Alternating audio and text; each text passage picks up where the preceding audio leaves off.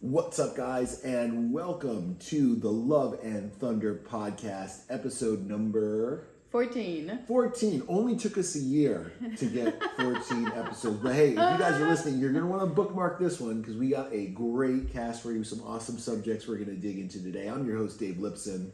And I am your co-host, Camille Leblanc-bazinet. Camille Leblanc-bazinet. And we have been getting after it, working hard, training hard, being parents, and trying to claw away inch by inch to build something pretty cool. Want to give a quick shout out to some of our sponsors. I got a cool cured product here, Cami. This is called Aura, and it's gut health and immunity based. But what's really neat about this is it's got zinc, it's got D3, and it's got turkey tail. Remember that show we were watching, How to Change Your Mind? Yes. And the guy cured his mom. She was like a cancer diagnosis. He cured her with turkey tail. And funny enough, Oh, I didn't see that part. people know that we're kind of into mushrooms and microdosing and that kind of stuff. I got messages from people who watched that episode who were like, you know where I could get some turkey tail? Well, So here you go. if you want to know, Aura by Cured, awesome stuff, really a new play on supplements. Let's get into some fun stuff today. Beware, it's a little politically, how do we say, incorrect possibly. But First of all, the fact that this is considered a taboo subject right now is crazy. Blah, blah, blah. And that's why I want to talk about it. Well, you're going to get banned and shadow banned on Instagram. You're going to take away your ability to collaborate with people, and no one's going to see your posts because we live in such a free society. So, toxic masculinity, question mark. Like, this is something... Yeah, so the first thing, this is something... So, I'm the one who wanted to talk about this. I'm glad. Because I've been thinking about it for a while, and we both, because of like the nature of your business, we see so many men suffering from that. So what I want to... Well, suffering from toxic masculinity or suffering from a desire to be and feel masculine? Suffering from this thing that is out there that people call toxic masculinity, that I find that is a term that has no real meaning and no real place because I don't see what it means. Well, I can see, you guys can't see on her computer, Cami looked up the definition of masculinity. Yeah, so let's start I'm with looking at some pictures of, what's the first picture there? It's like a bodybuilder. Yes, yeah. Like masculinity. Yes, but here's my overall point about it, is that masculinity itself is much needed. We need it in our society. It's literally the backbone. Those are the guys that goes to war. Those are the guys that, like, for example, we had a dead possum in the yard. You picked it up. And I'm very glad you did because I don't want to do it. But I think it had rabies too. But so, it was so disgusting. But I think that there's a lot of men out there that we take for granted that do just the hard work. And they just put their head down and they provide for their family. And so going back to masculinity, I think there's nothing toxic about masculinity. It's much needed, just like there's nothing toxic about femininity. Well, we did a drill, you and I, where I said, hey, give me 3 words that you think define masculinity. So I put down strength, poise, and service. Yes. I said, like, if you are a strong guy, you can provide, you can protect. If you're poised, those are my words. Yeah, if you're poised, like you can hold shit down. Like when the Yes. world is going crazy, you are the rock. Yes. And service, meaning like you're there to serve and provide your family and your community. To me, that is the umpteenth definition of masculinity. Now, what goes along with that? Like, having muscles definitely help. Yeah, so right? let's look at the dictionary definition. Masculinity. Qualities or attributes regarded as characteristics of men and boys. Characteristic of men and boys. That's it. It's like literally like it's very broad, but we need it. When someone acts toxic, to me that's not masculine. So for instance, when you see a guy having a hissy fit, because really, even when guys get in fights or start punching walls or get violent, that's the equivalent version of usually when girls kind of start crying and breaking down. Like girls get sad and they cry, and guys get angry and punch stuff, right? That's just the the way we react differently to stress. To me, none of that is really masculine or feminine. That's just a lack of poise. That's a lack, yes. And that is totally my point with like the toxic masculinity. There is toxic people. Like masculinity is not toxic. There is toxic men, just like there is toxic women out there, just like there's toxic in between everything. Yep.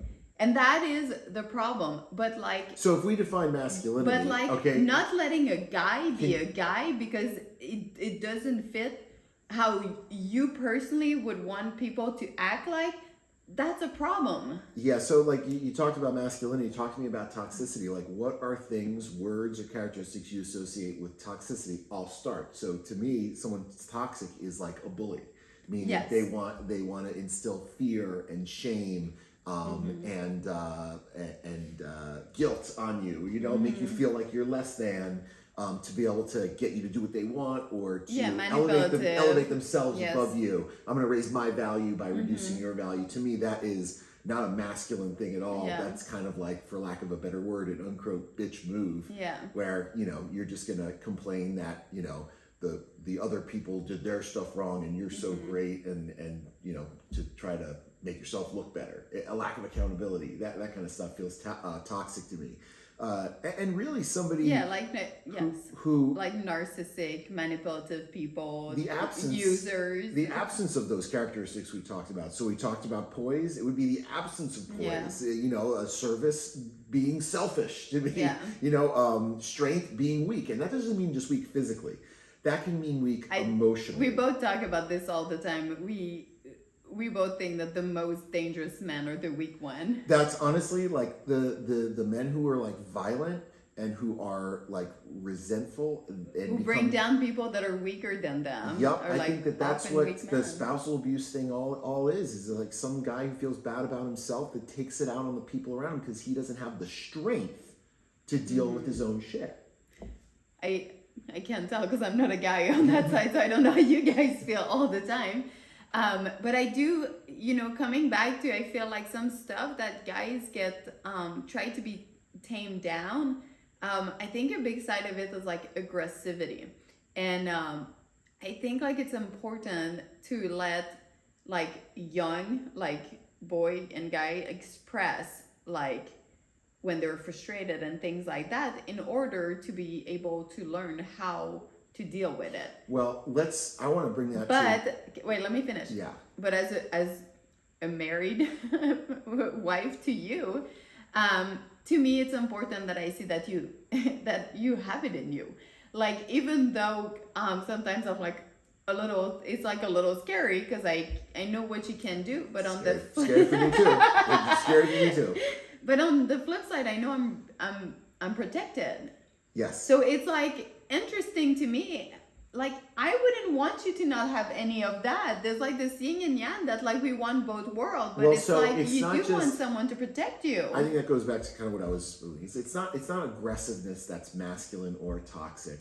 If you're going to exercise poise and restraint and be calm, that means that you have the ability to be aggressive and you're able to control it. Exactly. Right? But if you don't have the ability to be aggressive, that's not being poised. That's just being ill-prepared for life, right? Yeah.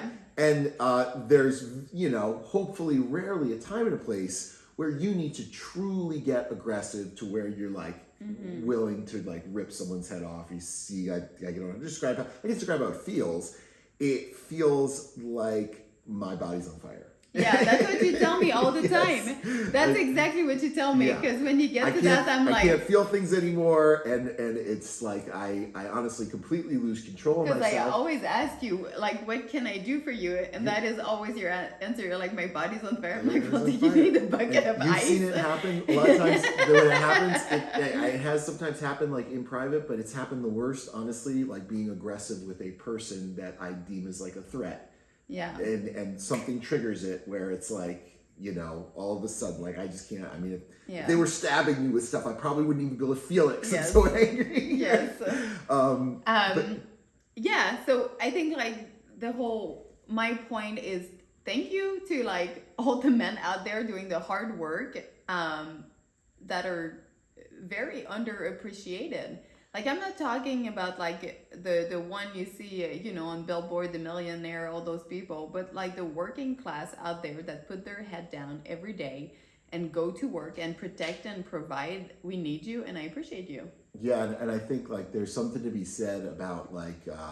I mean, I appreciate everyone, by the way. I just like kind and loving people, but I do feel like right now those guys don't have it so easy. I think men they should strive to be tough physically, tough mentally, and Embrace hardship. And that kind of stuff. And toughness is not like Everyone should embrace. It's not hardship. going around and like advertising that you're tough. That's not tough at all. That's like that's the opposite. Yeah, yes. that's me. Like I feel self-conscious about myself, yeah. so I'm gonna wear a tough guy T-shirt and say tough guy things. And everyone tell me how tough and I like am. say like hold me back, bro. Like that's not being tough.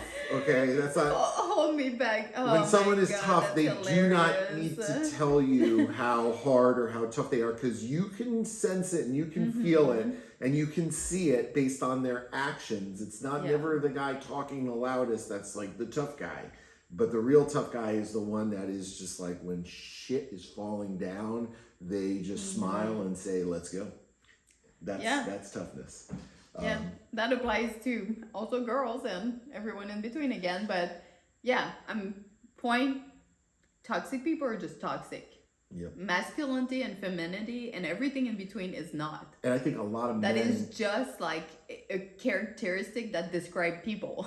A lot of men work with me and with Thundr, bro, because I think they want to reclaim or reconnect even. That's exactly why I wanted to bring this. Yeah. Because that's what I see with Thundr, bro. And I think it is changing people's life to have a place that they feel accepted for who they are and they don't have to change and they get to go in the gym and yell and fart with their bro and they are loving it. Like everyone has their protein shake before their shirt cut off and like is just literally fart noise and the most like... Well, so this actually speaks nothing to like, yes, there's the nature of the training, but there also is like the identity of the brand. And the identity of this brand came from my childhood heroes, the people I looked up to that I considered masculine. The guys were like superheroes. And these were like the WWF wrestlers of the 90s. Actually, one of my good friends now was my childhood hero, Dan Nitro Clark, who's an American Gladiator. And he... Very good guy. I was so honored when he was like, "I'd like to mentor you." And I'm like, "Absolutely, mentor me, please." That might be one of the few person that you met that you used to look up to that ended up being like way better than what we expected. Oh, he was awesome. And literally everyone else has been quite a disappointment. Never meet your heroes, but this guy, Dan, and if you have him, go check him out. He's on Instagram. He's got some awesome things going on. He actually helped me with my mindset, and specifically, he helped me get a hold of my aggression and my rage when I started having like issues and outbursts with it. And this was after, being through stress at the hospital. Well, that was through the NICU, which I mean...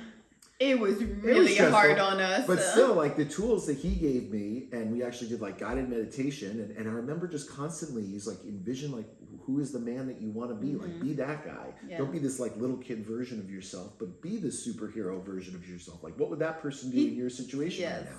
He definitely saw us at our utterly worse. Yeah, exactly. And that's great. That's great because like that, you see all like, people are exposed. When things are going well, you have no idea who people are. When the shit hits the fan, when the kids are in the hospital and you don't know if they're going to live or die, when the world is shutting down and COVID's hitting and not everybody has enough of this or that to go around, that is when you see what people are truly about. Yes, good and bad. We saw some.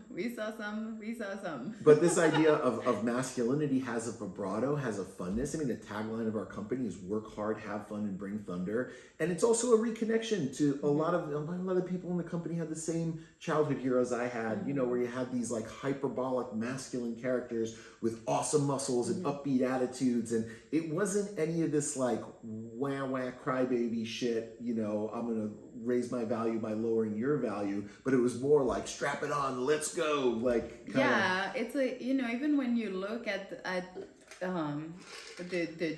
now the gym vibe and space, it's like everyone has to work out in a way that doesn't bother anyone. And it's also being And proud I of your like- masculinity and your physicality. Like, you know, like there's no problem with like hitting a pose in the mirror and going, oh yeah. That doesn't mean that you're narcissistic or No, you're- self-involved. yeah. It means that like you're there to have fun. You're proud of your body. You're not Yeah. afraid to be a dude.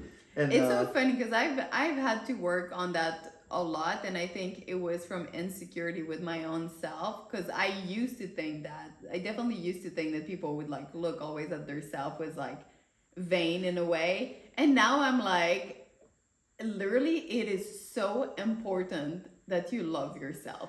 It's just so important. And that was, I think, one of the biggest slap in my face, having a daughter, that I look at her and I realize how important it is that this is what she see from me, that I love and accept myself for exactly who I am, and I should be proud of my work, I should be proud of my body, I should be proud of all of those things, and there is nothing like vain, and there's nothing like bad about this. I think it's very important. well, listen, Kim, you know me better than anyone in the world. You've seen me at my best. You've seen me at my worst. and you're totally right. Like when you really like love and accept yourself, you can allow yourself to be the person you really are. Like Yeah. for me, it's like being that person who's like, yeah, I am going to give strangers high fives. And I'm going to walk into a room and, you know, slap somebody on the back and go, here we go. What's going on? I just jump in. You just saw today, we were like going around to CrossFit gyms. And I love just jumping into stuff and bringing that kind of energy and being okay. It's not like I'm not worried about them judging me or, you know, thinking like I'm weird. Like I could give a fuck. I'm here to work hard and have fun and have a good time. We're all weird. We're like this standard and this standard change for everyone. So everyone's weird. And I've got beard bros around the world. Yes, My brother you and I, every do. time I see a beard bro, you know, I'll just go right up to him and I'll be like, that's a great looking beard. Bro. We should do a shirt that's like beard brother. Exactly. Because I've never noticed that until Dave had a big beard, but I definitely noticed now bearded men like have like eye signal with each other. Yeah, like they do. I see you, They you do. see me. You see the same thing with like bodybuilders too. Oh, you see a guy yes. with muscles, you see another guy with muscles, and you're like,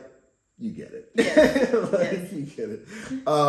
On that note, like, yeah, masculinity mostly, it's a mindset, right? But there are a lot of characteristics and physical traits that kind of go along with it. And so when we work with guys, in addition to bringing that kind of not toxic masculine energy or toxic energy, but just fun, good-hearted, and exciting masculine energy, a lot of that is physical transformation. Yeah. And the primary way we do that is with training and nutrition and getting these guys dialed in with their lifestyle and finally eating the right way and training the way that allows them to, you know, put down long, good periods of training with good intensity without, you know, the hiccups of getting injured or like the plateaus they're usually experiencing. Like that's an important part of it. But another important part is the internal chemistry, which we talk about in our diet and lifestyle and supplementation stuff. But, you know, I am an advocate of longevity, regenerative, and human optimization medicine. I think it's the future. I think that We both think it's the future. It's the way for people to live their longest, best life. And I think everyone should have a good idea and understanding of not just what they're putting in their body, but what's going on inside their body,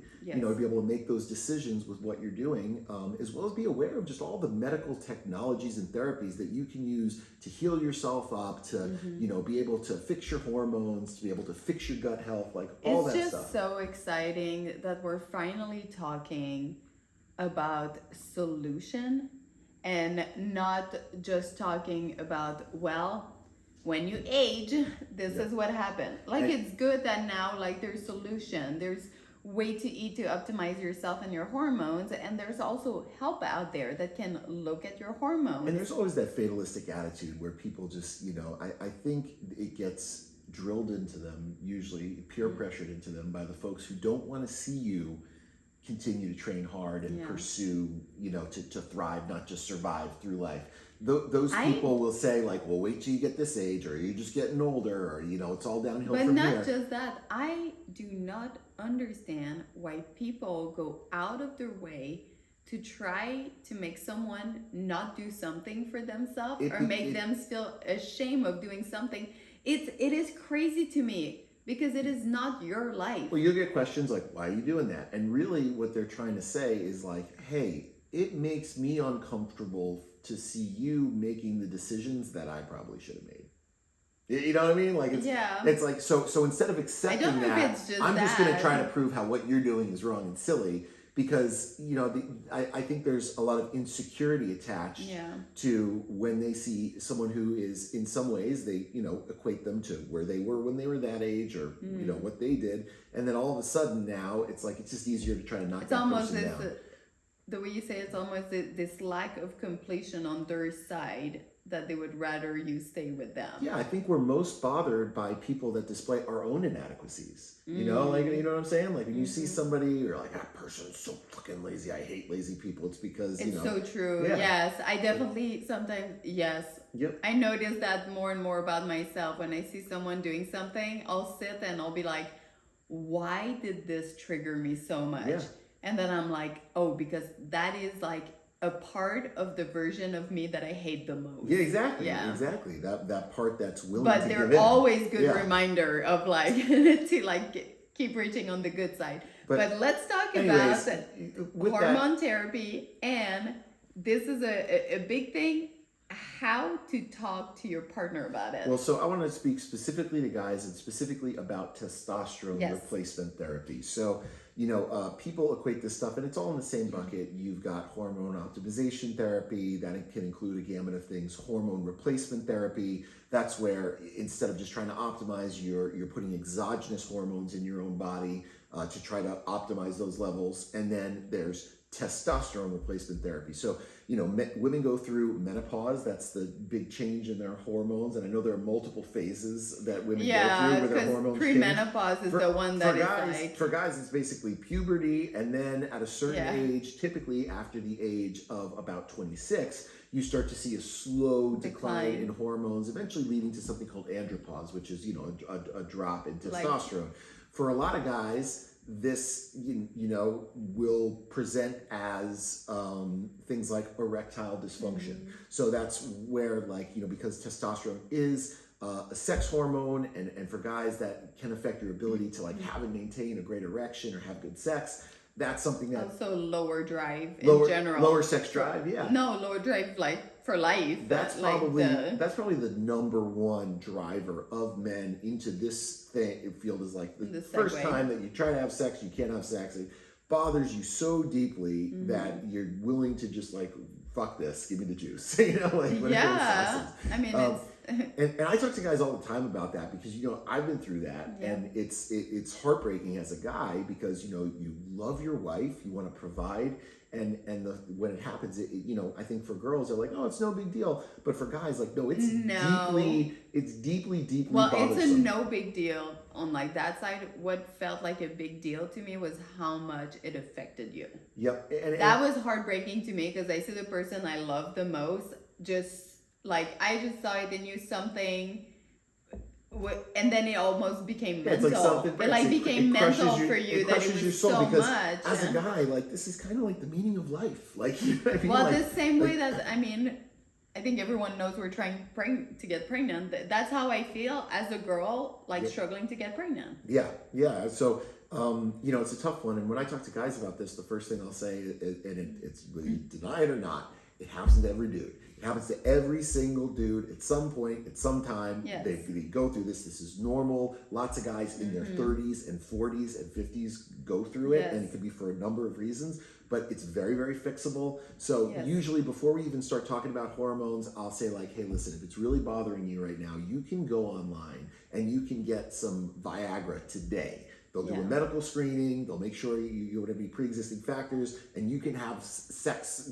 next week. Everything will be fine. And that's kind of like a Band-Aid. But let's figure out what's really going on. Yeah. You need blood work to figure that out. Yes. If you have low testosterone, if your estrogen testosterone balance is off, that can all affect this stuff. So you need to know where you're at and have some kind of a baseline. And a lot of guys will come back and say, okay, well, my testosterone tested at 250, which is low on a scale of 250 to 1,000 or 300 or somewhere around there. And the first thing we usually start with is saying okay, well, what can we change with your diet and your lifestyle to try to see how much better can we get this going naturally?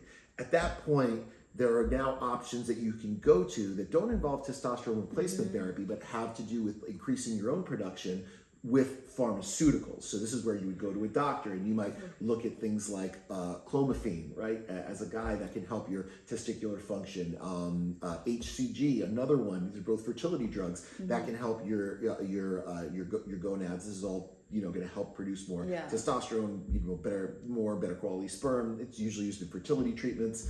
And then at that point, that's pretty much all you can do outside of putting testosterone in your body to try to raise it up. And even with that stuff, a lot of guys don't get there. They need the exogenous testosterone. And when they do get it, it is a game changer. Yeah. Like everything from my perspective and what I've seen with all the clients that I've worked with and either been on it before or want to know more about maybe switching doctors, like everything does a 180. Your sex drive, your vitality, your ability to respond to training, your aggressiveness, your mood.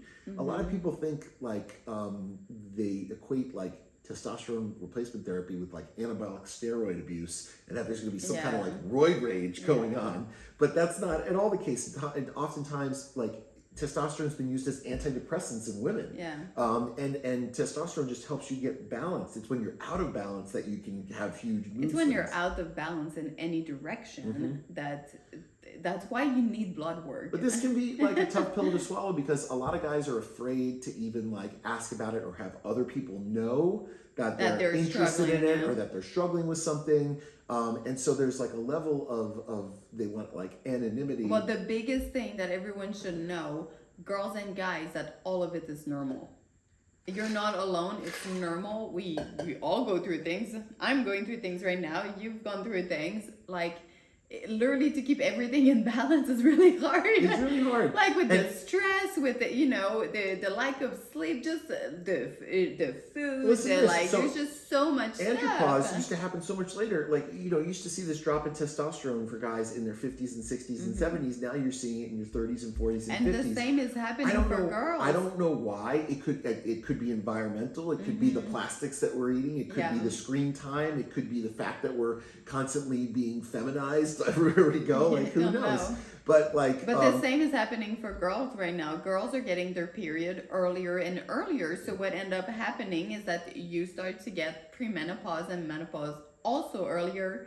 And on the girl side, because now we're all on the workforce, we like all get our career in before we try. Yep. So when somebody calls me to talk about this stuff, like the first thing I'll tell them is you got to get labs. And then we need to get you a good doctor. We need to hook you up with someone who understands how to do this like well and right, and get an idea of with a variety of options for what might fit you best. And then at a certain point, you need to talk to your spouse about this. And the patient has concerns, the spouse usually has concerns. So, I just wanted to go over some of the common concerns and even ones that Cammie and I discussed. And, for guys, they'll say like, oh, I'm afraid about hair loss and acne and roid rage. Well, here's the deal. Like, hair loss can increase the amount of testosterone can increase the amount of DHT in your body, which can quicken the rate of hair loss. But if you're going to go bald, you're going to go bald. It's going to happen. Exactly. I'd rather be jacked and bald than have a full head of hair and like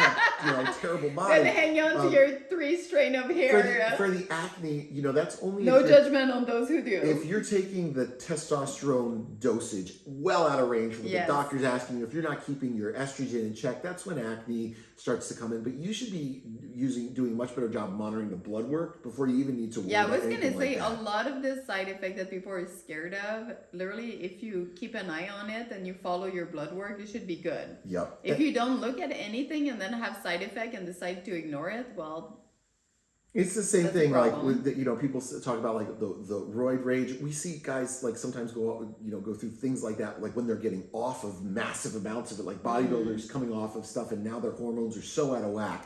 But you don't see that with hormone replacement therapy. Yes. Heart attacks and judgment. I think judgment is the biggest one. Well, listen, for the heart attack thing, yes, you need to screen yourself. Yes, you need to keep an eye on your red blood cell count because that can increase. But if you're doing those things well, it does not increase your probability of a cardiac event or early death. In fact, I would argue that low testosterone is probably much more dangerous for your long-term health and quality of life than higher testosterone. We're going to continue this conversation in our the next podcast. as we kind of run out of time here, but lots of good stuff. And hopefully you guys like this. Yeah, a lot of things to dive into. So hold on to your butts for we talk episode about some of the stuff. 14.2.